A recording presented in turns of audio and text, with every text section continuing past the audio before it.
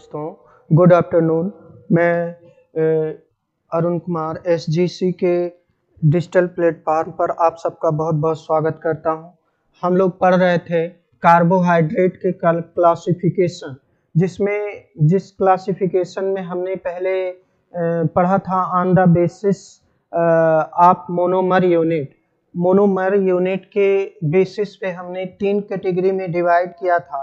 एक तो क्या किया था आपने, मोनोसेक्राइड्स, दूसरा डाइसेक्राइड्स, तीसरा पॉलीसेक्राइड्स। मोनोसेक्राइड्स में आपने देखा था सिंगल मोनोमर यूनिट प्रेजेंट होगा। क्या होगा? शुगर होगा, स्वीट्स होगा, क्रिस्टलाइन फॉर्म में होगा और ये सॉल्युबल फॉर्म में होगा।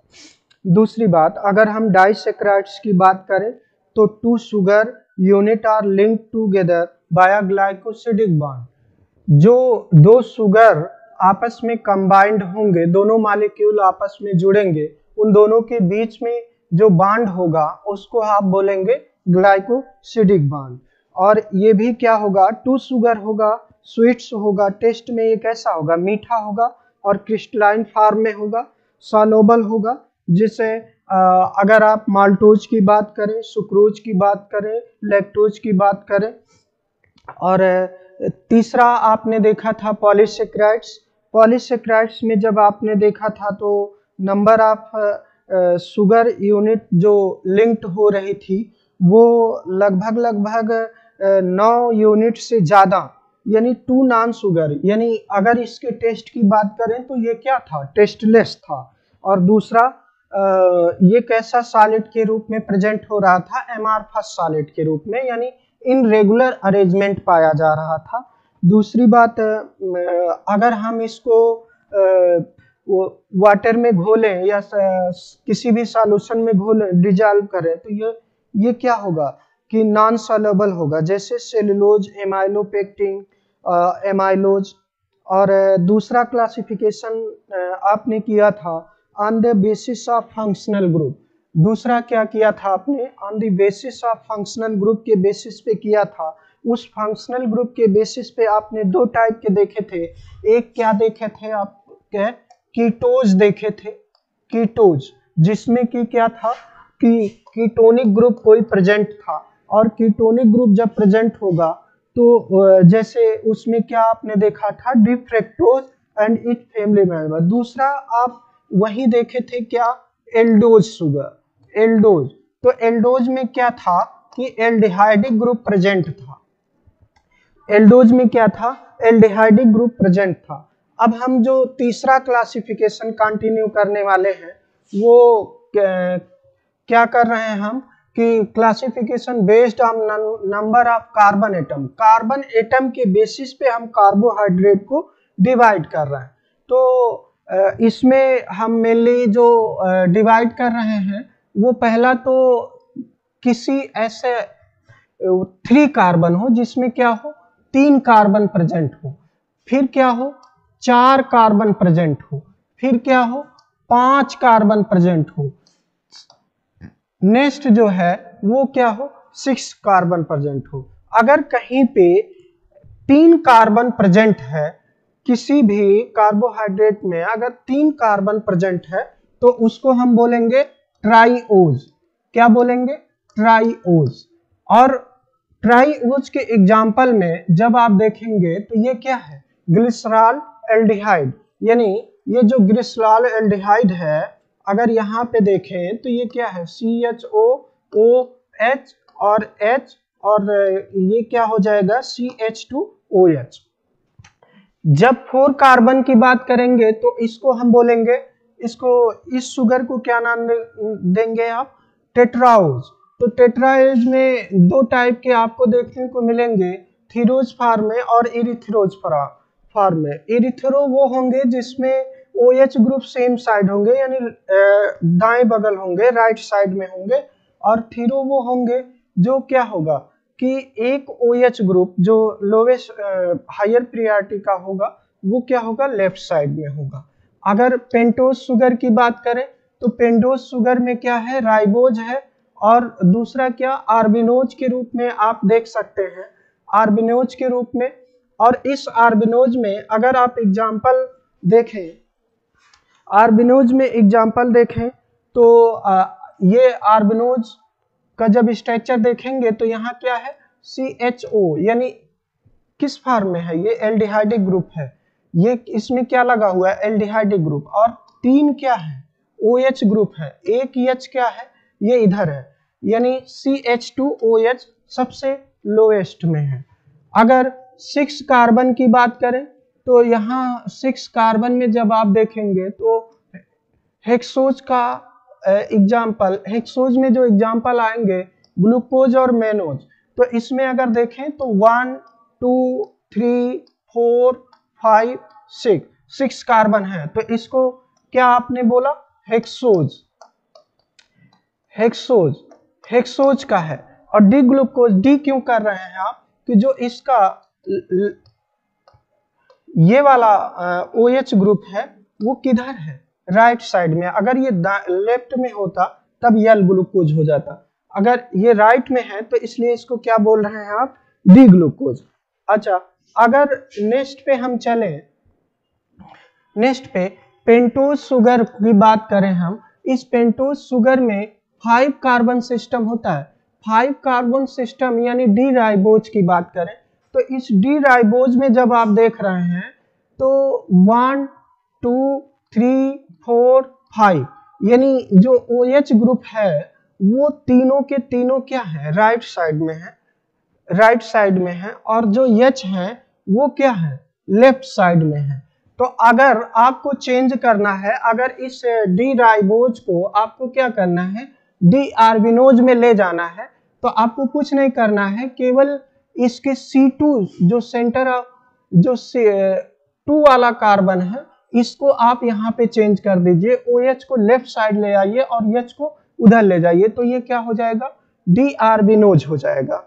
और अगर इसी में अगर 3 कार्बन पे, यानी इसको ना चेंज करके हम इसको चेंज कर रहे हैं, तो इसको जब चेंज कर रहे हैं तो ये क्या हो जाएगा डी जाइलोज, इसका नाम क्या होगा डी जाइलोज, ये क्या हो जाएगा डी जाइलोज, ये क्या हो जाएगा डी आर्बिनोज, डी आर्बिनोज। तो ये तो हुआ क्लासिफिकेशन की बात। अब कुछ इंपॉर्टेंट पॉइंट है जो एग्जामिनेशन पॉइंट ऑफ व्यू से बहुत इंपॉर्टेंट है, क्योंकि जो सेकेंड सेमेस्टर है सिद्धार्थ यूनिवर्सिटी में जो सम सेमेस्टर हैं वो उनके पेपर ऑब्जेक्टिव टाइप के होते हैं, तो उस ऑब्जेक्टिव ऑफ व्यू से हमने कुछ आपको कुछ पॉइंट नोट करना है।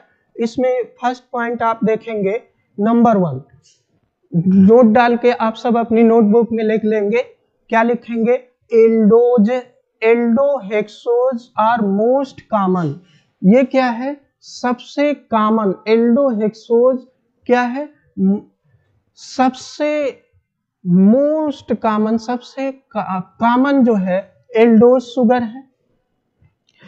और मोस्ट कॉमन एल्डोज शुगर में अगर एग्जाम्पल की बात करें तो क्या होगा ग्लूकोज, क्या कर रहे हैं आप ग्लूकोज, ग्लूकोज होगा, फिर क्या ग्लैक्टोज कर सकते हैं, ग्लैक्टोज कर सकते हैं, और इस ग्लैक्टोज से फिर किस में जा सकते हैं आप मैनोज, मैनोज का एग्जाम्पल आप ले सकते हैं। ये सभी के सभी क्या होंगे कि कॉमन एल्डोहेक्सोजेस कार्बोहाइड्रेट्स हैं।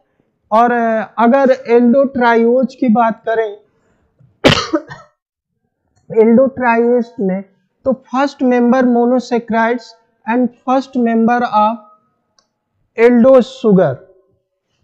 एल्डोट्राइओज क्या है फर्स्ट मेंबर है किसका मोनोसेक्राइड्स का, यानी एल्डोट्राइओज जो है एल्डोट्राइओज क्या है एल्डोट्राइओज क्या है मोनोसेक्राइड्स है, मोनोसेक्राइड्स है।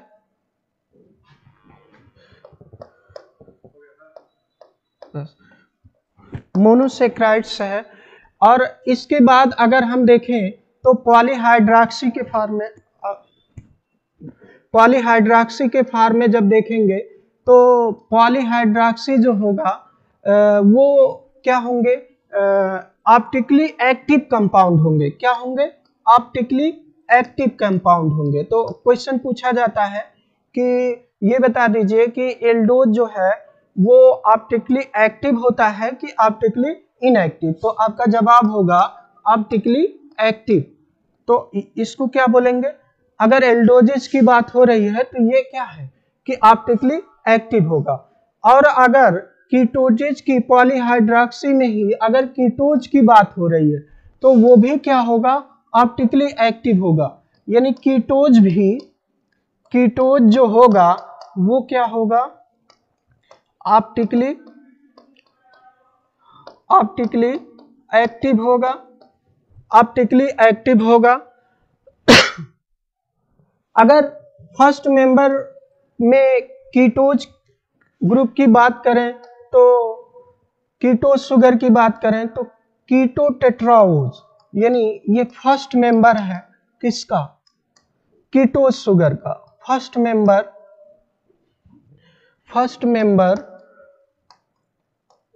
है किसका?